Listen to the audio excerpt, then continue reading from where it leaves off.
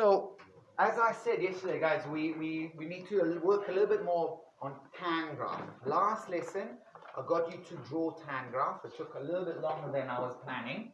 But I think, again, I will show you how I draw a tan graph from scratch. Because you will have to do that in a test, okay? And you won't have a whole lesson to draw tan graph. So, we've got this equation, y equals tan theta. Now, the first thing to start, after you wrote your angles, that will be probably written for you in a test, okay?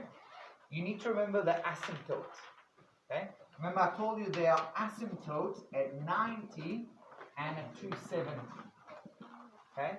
Okay, we'll explain what these things are in a second, okay? The next thing you need to remember, where the tan graph crosses the x-axis, okay? The x-axis or the angle axis. And the answer is at 0 and at 180 and at 3. Sorry, guys. Okay. All right, so to do that, or trying to remember why these are 0, I'm just going to quickly remind you that tan theta, okay, on our little circle, okay, if this is tan theta, if this is theta, tan theta is y over x. Okay? It's the opposite, which is the y, divided by adjacent, which is the x. Now, if you remember that, you'll very easily remember when is tan theta 0, when y is 0. So y is 0 here, at 0, and at 180, the y is also 0, and at 360. Okay? Now we're going back to these asymptotes. What happens in this asymptote? Remember? It splits. It's like in the first one goes up, in the second one comes down. It blows up to infinity. It goes up to infinity. Okay? It never crosses that line. This is where tan is a bit different to sine and cosine. Okay? So what happens at 90? Let's look at that. When I'm increasing the angle until 90, okay, the y is 1 and the x, what happens to the x here? 0. It's 0. So 1 divided by 0, it blows up to infinity. So you just draw it like this. Okay?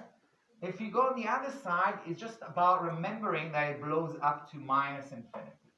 And then it goes up to infinity as well. Okay? And then it goes up to here again. Okay? It's very important to draw these arrows here.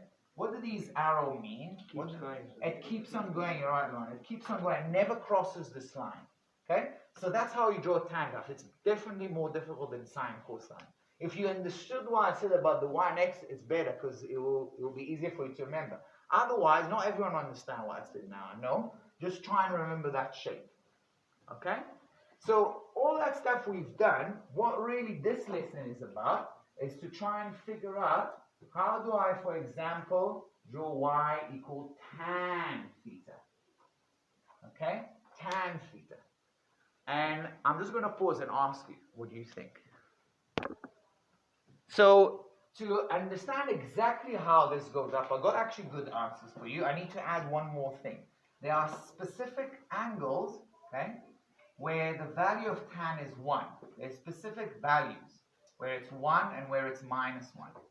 Anyone remember what angle it is? You can kind of see it from the web. It's 45. At 45, okay, 45, this will be 45, that means that will be 45, that means y and x are the same, so y divided x will be 1. So it goes through these points, 45, 1. This is going to be 135 minus 1. This will be 225, 1, okay? Now, if I've got 2 tan theta, like Ollie said here, just going to go steeper. So where it was 0, it will still be 0. At 45, where it was 1, now it's going to be 2. Okay? So it's going to be something like this. Okay? Over here is going to go through minus 2. So it's going to be something like this. Over here is going to be also going through 2. So it will be something like this. So you're right. It just goes steeper. It's just steeper. Okay? So that's why 2 tan theta. I'll just pause for questions. Okay, so this is y equal tan 2 theta. in purple. I'll write it maybe here. Y equals 2 tan theta. Now, the next one I want to do is, let's do it here. Y equal half, okay, let's write it like this. Y equal half tan theta, but I'm going to also put a minus. Now, before we look at the minus, what will half tan theta will be?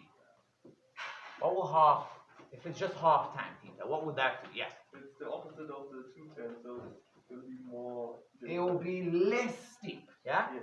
So if it was just half tan theta, it's going to just go up, but slower.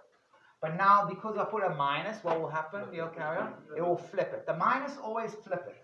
So now it's going to go through this point, through half instead of 1, and it's going to go like this. Okay? On the other side, it's going to go like here. It's going to go again through half, like that.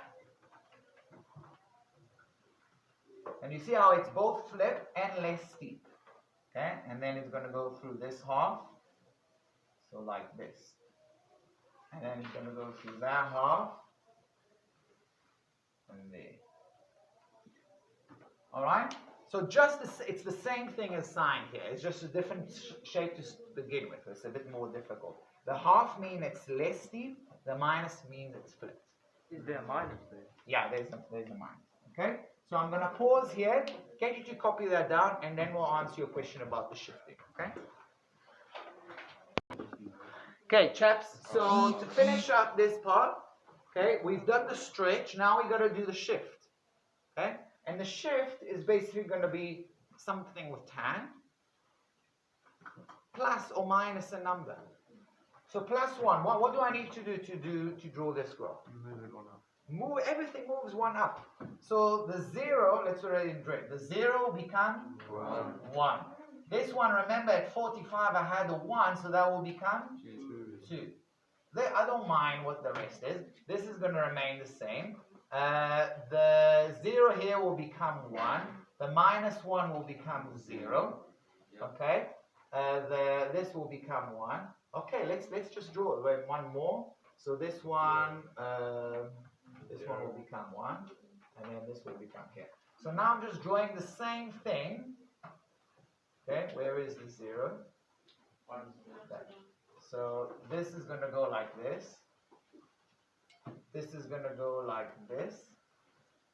Okay, and this is going to go. I'm hoping I'm doing it right, guys. I'm not going to draw it like as nice, but like this. Okay? And the arrows, thank you. Okay? So look, tan graphs are more difficult. Okay? Also, this is not the best drawing, but you understand the picture, it just goes up. If I had tan theta minus 2, what would happen to it? Shift down. Okay? Now, I'm not going to get you to draw this now, but let's just talk about it. Let's say y equal minus 3 tan theta minus 1. Let's not draw it on the board, it'll take us too long. What must I do? I start with a normal tan graph, like the blue, and then do what? You flip it and then you shift. Okay, I flip it because there's a minus. I also have to stretch it. Yeah, and then you shift it down minus. Remember that steps that I gave you last time. First of all, you stretch, and then you shift. Does that make sense? Okay, the general formula, I gave you one for you know what, we'll just pause here, get you to copy that, and then we write like a whole summary. Okay, so copy that, please. Okay, so to finish up this whole business about stretching and shifting, not just tan graph, sine, cosine, all our formulas for this year, for grade 10, can look like this. There's always the A and the Q. A and the Q are numbers, what will be called parameter. So A tan Q plus, A tan theta plus Q, A sine theta plus Q, and the cosine, okay? A could be, let's say, minus 2, Q could be plus 3, or whatever, okay? What does the A mean? What does the A do? stretch. It's a stretch. It's a stretch. If it's larger than 1, it physically stretches. It's below minus 1, it compresses it. But now, what happens if it's negative? It's not just a stretch. It's a stretch and a flip. Okay, so I'm going to write it in a flip, in bracket as well, because it might be, if it's negative, it might be a flip as well. And the Q, what is the Q? A vertical shift. Okay, for us, you can call it a shift, but next year we're also going to look at a horizontal shift. So vertical shift. Vertical shift means it moves up or down. How do I know if it's moving up? If it's plus. If it's down, it will be a minus. Okay, I'm going to stop here. I spoke enough. Bye-bye.